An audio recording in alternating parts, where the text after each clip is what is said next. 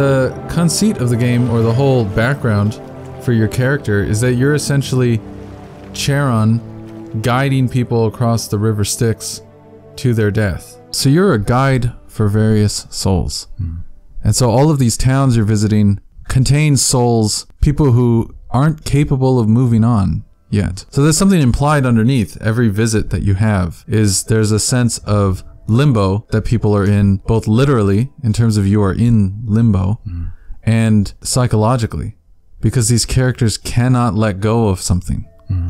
Now, you don't get to know every single soul that you meet in these towns, but there are some special souls that you get to take with you. And your goal ultimately is to help these souls to move on. So now this, on the surface, looks like Animal Crossing. You have a town, you have a bunch of villagers, you're going to talk to these villagers, you're going to cook, you're going to collect fossils and things, you're going to collect artifacts that you find. But unlike Animal Crossing, which is a game about possibilities, this game is all about endings. Every character that you meet is a guaranteed ending. You're gonna say goodbye. And the backdrop behind all of that story is just this sort of looping, familiar style of gameplay where you mine for resources, plant crops, you just sort of get the same thing over and over, and you develop an efficiency gathering resources. So that can be a little slow at the beginning. The pace of it can kind of throw people off at first. Because it is, like any of these games, it gets faster later, and I think that's when the game starts to really shine, because the pace of it doesn't get in the way of appreciating what the game is really about. Yeah, and that was really counter to my expectations when I first popped in, because I knew that it was going to be a game about you meeting a lot of characters, but I thought that the story was going to be really heavy the whole way through. Like I was going to constantly be talking to them and getting their backstory and understanding who they are. It was almost going to be like a Mass Effect, right? Where it's like dialogue trees of understanding. But this game is actually way more focused on the resource collecting, on the work side of it. Now, I do think that still has a relation to the characters, because you are essentially a workhorse for these people. You are doing a job. You are not equal to these members on your ship. You are serving them to help them get to the afterlife that comes after the limbo. So there's a lot of time spent platforming lightly and collecting, and not time spent talking. And I thought, okay, that kind of sucks. I didn't really like that very much. This isn't really necessarily what I thought or hoped it would be. But there is something relieving about actually having to work to develop these relationships with these people. It makes it far more realistic. It feels like what you actually have to do in real life. People aren't just ready to open up and bleed their whole sob story all over you immediately. At least most people aren't, and probably shouldn't be.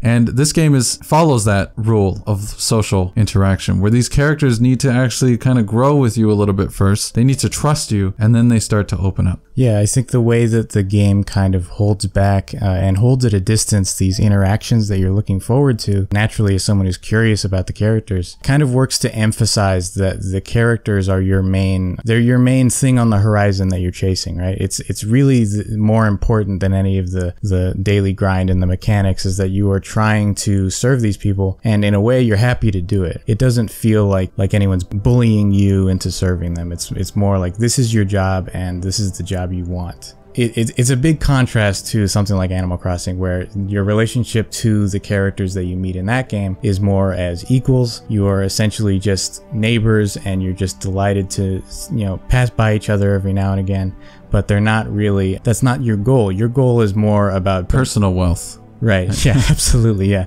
You're collecting as much as you can. You're pillaging the land. It's not really the same sort of vibe, because this game is about the only reason you're here is to learn about these people and just help them move on.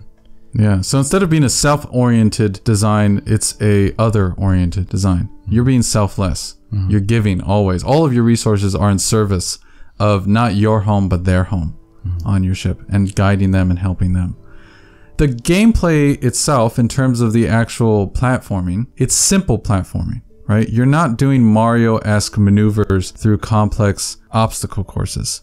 What you're doing instead is you're kind of hopping from place to place, and you're using some of the abilities that you gain over time in order to access new areas. Now, one of the nice things as the game goes far along is that starts to feel almost like a Metroidvania. A Metroidvania without so much of the action, but all of the exploration. So these islands that used to be places of initially a small set of resources, if you go back to them later, you can access new sections that will give you the resources that you now need at this point in time in your game. So it kind of has, the world has a feeling of not merely expanding outward, but increasing in density inward from place to place in terms of where you've already been. And yeah, each place kind of develops a new character as you revisit them, and that's really important because you are going to have to revisit them in order to get certain resources. So it is nice that there's a little bit of platforming in the game. It's not really the emphasis. It doesn't get too complicated, but as far as exploration and a little bit of puzzle solving and a little bit of secret finding, the game does offer you something to kind of scratch that itch instead of just doing a rote activity over and over. The main carrot on a stick for this 30 to 40 hour adventure that you're on is that you will say goodbye to these characters and learn what they're going through. Now, I should confess, I played about 15 hours and I felt at that point that I got most of what I wanted. I had experienced about like 5 goodbye stories. I got to understand these characters and they're all extremely emotionally touching. Right? They really hit hard. It's definitely the peak of the experience for me. At that point in time, I felt like, okay, I think I know what I'm getting here. And because the resource gathering and the platforming and the exploration is far more of what the game is than the story, I kind of thought, well, I don't really want to devote that much time to that. But you, on the other hand, you finished the whole thing. Yeah. So what was that like? I managed to just find the time. It does take a long time. I probably played for about double the time that you did. I think it was about 30 hours at the end of the game. And yeah, it can be a bit of a slog by the end, but I do think the story does have some interesting twists that provide payoff. These characters, right? Right. They've been through a lot. Sort of like the core of what's keeping them there is there's something in their past that they can't let go of. And what's funny about the representation is they're all like animals, but they're so deeply human in terms of the problems that they're dealing with. And I was actually quite shocked how heavy some of these stories got. I don't know if you ever got to the point where you had to say goodbye to the Toad character. The Toad character really stands out to me because he has a particularly long journey before he can kind of get comfortable with the main character and make progress in his story. He doesn't talk very much. He talks very cheerily, and he mostly is going around fixing things. He's always hammering nails into things as you walk around. So he kind of keeps himself at a distance for a while and just puts on a smiling face all the time. By the time you've fulfilled most of his requests, it seems like it's time to ferry him over the river and say goodbye like you do everybody else. But with him, he just leaves you a note and he rides himself. It wasn't as emotionally satisfying as the others, but I think it was extremely memorable and kind of relatable sense of losing somebody, because this game really is about saying goodbye to everyone. And one thing that stuck out to me is that, you know, that's not how death usually is. People usually, when they find that they've lost a loved one, the first thing they realize is that they didn't get to say the goodbye that they wanted to. I think that's an important part of what the game is kind of about. In some sense, this is a game about habits of thinking, where you get fixated on something that happened to yourself, and then it continuously rebounds mentally in your mind, and you can't let it go. And you, the main character, are just helping these people try, maybe not to completely remove it, maybe in some cases to integrate that painful part of their past into who they are, and to let that be okay. Characters are very flawed, and they seem to have an awareness of their flaws. There's this sense of incompleteness that can happen that is really very vulnerable. Like they sort of don't resolve anything by the end for the most part. A lot of these different characters, they wrestle with their flaws and they sort of acknowledge them, but there's also this theme of acceptance that happens where they don't fix it, they just sort of name it and then realize that eventually they have to go.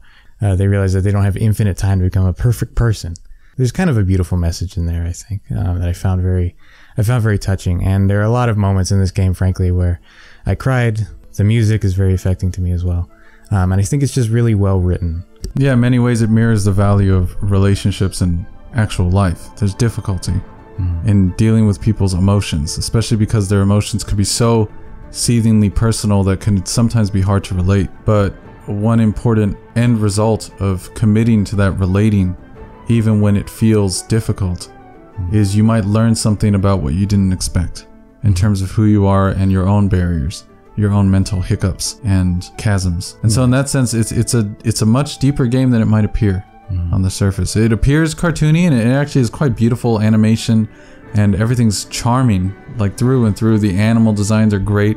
Like they're just fluffy enough and also exaggerated enough to feel expressive while still recognizably being whatever animal they are. And so there's a kind of like Disney-esque quality to all of that. But the game underneath is trying to tell something honest and painful. And that's definitely the best part of the experience. Yeah, and I think it's a testament to the design of the game, but also the way that the interactivity plays into the game is important, I think, because it feels like a story that doesn't work as a conventional story. It doesn't work as a story with a beginning, middle, and end, because it has, first of all, many endings, but none of the endings truly feel like climaxes. They don't feel like anything necessarily changes in a big way. Nobody works through some big problem for the most part. People don't suddenly understand something about themselves that makes them feel like their death would be some happy thing. It actually is just kind of a game about realizing that life is not a story, that realizing that life is not always an adventure, and that the real adventure we have to get used to is the one that doesn't feel like one.